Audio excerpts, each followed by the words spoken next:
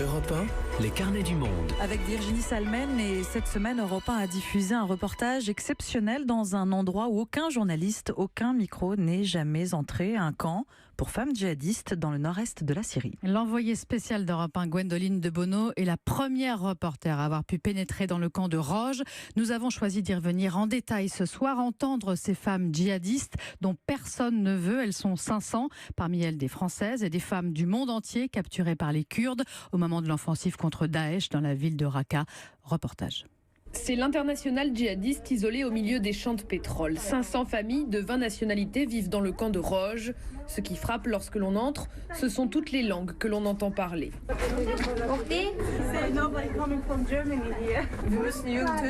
Des Allemandes, des Tunisiennes, des Françaises. La majorité a vécu dans la ville de Raqqa, puis elles sont passées par les interrogatoires des services de renseignement américains avant d'arriver ici.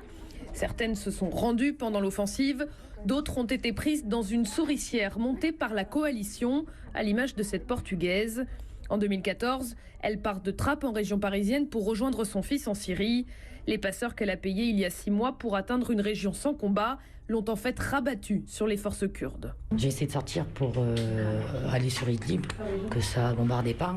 Je voulais m'installer là-bas et puis en fin de compte, je me suis fait attraper sur la route, quoi. On essaye de trouver des passeurs, on les paye pour qu'ils nous aident à sortir de sous les bombardements et en fin de compte, non, c'était des passeurs qui étaient déjà en relation avec l'IPG et puis nous, hop. L'IPG, les forces kurdes. Oui, voilà. Donc tout votre groupe a été arrêté? Ouais, tout le monde, ouais. Je ne sais même pas s'il y en a qui arrivent à passer ou pas, quoi. Comme beaucoup, elle a fait plusieurs mois de prison avant d'être transférée ici. Ces femmes ont désormais un statut inconnu. Le camp de Roj se situe dans les limbes du droit international. Ce groupe de Françaises en a bien conscience. On ne sait même pas c'est quoi notre statut ici. On n'est pas prisonnier a priori et on n'est pas non plus réfugié. On fait qu'on reste là toute notre vie. On ne sait pas si nos pays vont nous reprendre, on ne sait pas si on va rester là. On a la possibilité de contacter uniquement nos familles. On n'a pas le droit d'avoir de contact avec nos avocats par exemple. Mais c'est très très restreint. C'est les 20 premiers qui passent le matin qui ont le droit de parler, tous les 5 jours.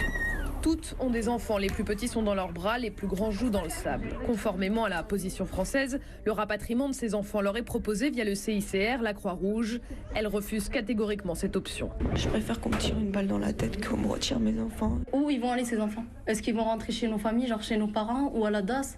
Nous on veut savoir tout ça, on veut savoir comment ça va se passer. Tout est incertain, on ne sait pas ce qu'ils vont devenir. Ils n'ont aucun repère, mes enfants ils connaissent personne en France. Ils ont des souvenirs mais très lointains, ils vont aller où? Ils vont des familles d'accueil, on a très peur de tout ça aussi. Hein. Qu'ils soient catalogués eux comme nous et qu'ils soient maltraités. Donc vous avez dit non? Oui, moi j'ai dit non. Je suis dépitée parce que mes choix ils sont en train de se répercuter sur eux, quoi. Enfin vraiment. Comment on va faire pour les réinsérer? Nous je comprends, je veux bien voir que la France et les Français veulent pas nous voir et tout ça, mais eux il faut faire quelque chose. Et c'est pas en nous les enlevant et en les reprenant, en les arrachant de leur mère que ça va aider à ce qu'ils reprennent une vie normale, ces enfants-là. J'ai fait une connerie moi, c'est bon, je paye, je vais payer, mais c'est quoi leur tort? Une Allemande et une Française se perdent en conjecture sur le sort que leur pays leur réserve. En réalité, comme dans le califat, les amitiés entre ressortissantes de différentes nationalités sont rares. Seul le décor a changé. Entre les tentes se jouent de multiples disputes, petites embrouilles et trahisons. Chacun pour soi et Dieu pour tous. Voilà, c'est comme là-bas. Et les Russes sont avec les Russes, les Turcs avec les Turcs.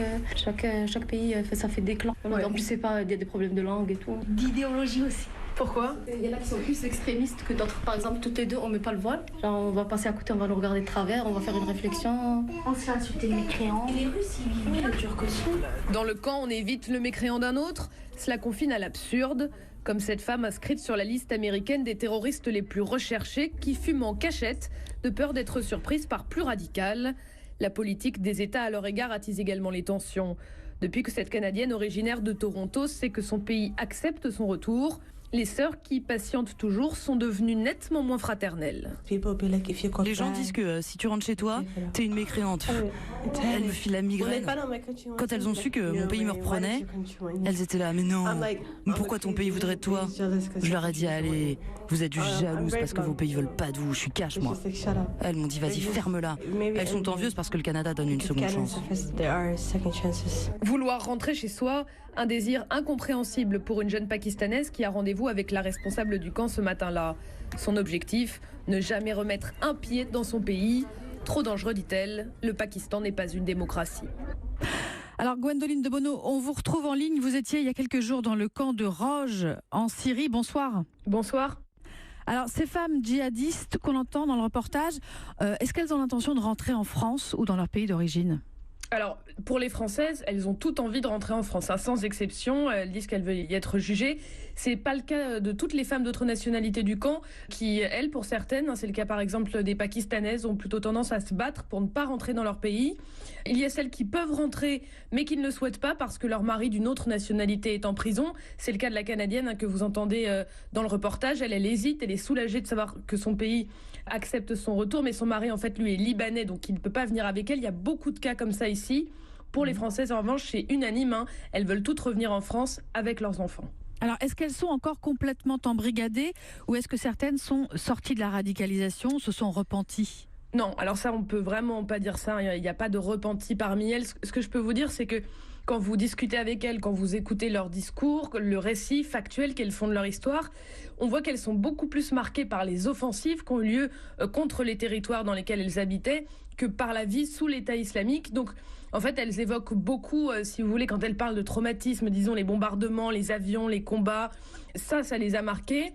Mais globalement, et ça vaut pour les Françaises comme pour les autres, s'il y avait pu avoir une vie possible dans le califat, avec une maison, un mari, en allant faire ses courses le matin, enfin en vivant tranquillement, ça c'est quelque chose qu'elles auraient souhaité, qui leur aurait convenu.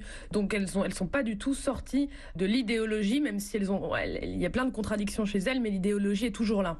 D'accord, donc elles sont encore complètement dans l'idéologie. Alors, dans ce camp où vous avez passé 2 jours, vous êtes la première journaliste à y être entrée. Est-ce que vous pouvez nous raconter ce que vous avez vu de leurs conditions de vie ? Qu'est-ce qu'elles font tous les jours ? Alors en fait déjà le camp c'est un camp de tentes bâchées comme n'importe quel camp de réfugiés qui est assez petit par rapport aux autres dans la région, qui est isolé, qui est au milieu des champs de pétrole. Alors il n'y a personne qui fait des tours de garde, c'est pas militarisé, il faut pas s'imaginer un mur d'enceinte ou quoi, pas du tout.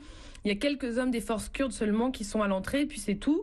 Alors beaucoup de femmes se plaignent de ce camp parce qu'elles s'ennuient. C'est vrai qu'il n'y a pas grand-chose à faire. Mais pour avoir été dans beaucoup d'autres camps de la région, c'est vraiment, vraiment loin d'être le pire. C'est un camp qui est plus petit que les autres. Il y a plus d'employés, il y a des tentes plus grandes. Le sol des tentes étant dur. Il y a même des tentes qui disposent d'une antenne satellite qui permet d'avoir la télévision.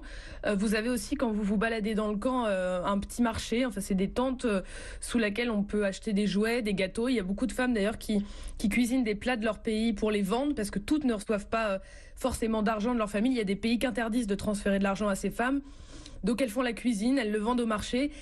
Très honnêtement, il y a beaucoup de réfugiés syriens dans cette partie de Syrie qui vivent dans des camps de réfugiés dans des conditions bien plus difficiles. Alors pour elles, quelles sont maintenant les options ? Qu'est-ce qui va leur arriver ? Alors ça, personne ne le sait, c'est la question qu'elles posent toutes en permanence. En fait, elles sont réellement dans les limbes du droit international parce que les Kurdes, les forces kurdes donc qui en ont la responsabilité, refusent de juger les étrangers.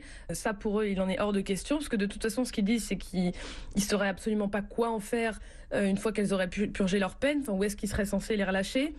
Donc pour les Kurdes, c'est pas une option de les juger. De toute façon, leur système judiciaire n'est pas reconnu puisque c'est une administration qui est reconnue par personne. Donc pour l'instant, leur option à elles, c'est d'attendre, pour les Françaises par exemple, que la France fasse un choix politique. Soit elles restent là, pour combien de temps, ça ne semble pas tenable extrêmement longtemps, d'autant que les Kurdes ne veulent pas les garder indéfiniment. Soit elles sont transférées en France et elles sont jugées. Ça veut dire qu'elles pourraient être relâchées et aller dans la région alentour, autour du camp, et puis finir leur vie comme ça, dans un no man's land ? Alors ça, ce serait très compliqué, parce que je pense pas il y a des femmes qui sont quand même très dangereuses dans ce camp, donc je pense pas que les Kurdes aient aucune envie de les relâcher dans la région. Donc non, pour l'instant, c'est une situation d'attente. Il n'y a pas la peine de mort au Kurdistan, donc c'est absolument pas une option. Mais de toute façon, elles ne seront pas jugées au Kurdistan. Pour l'instant, la seule option qu'elles ont vraiment, c'est d'attendre que leur pays prenne une décision. Il va falloir faire un choix. Et donc si elles rentrent, qu'est-ce qu'elles risquent en moyenne ? Disons une fourchette ? Alors c'est pour la plupart ce serait 10 ans de prison, mais il y a des cas où ça peut être jusqu'à 20 ans de prison. La fourchette, c'est à peu près ça. 10 à 20 ans de prison. Merci beaucoup Gwendoline de Bono. Merci. Merci.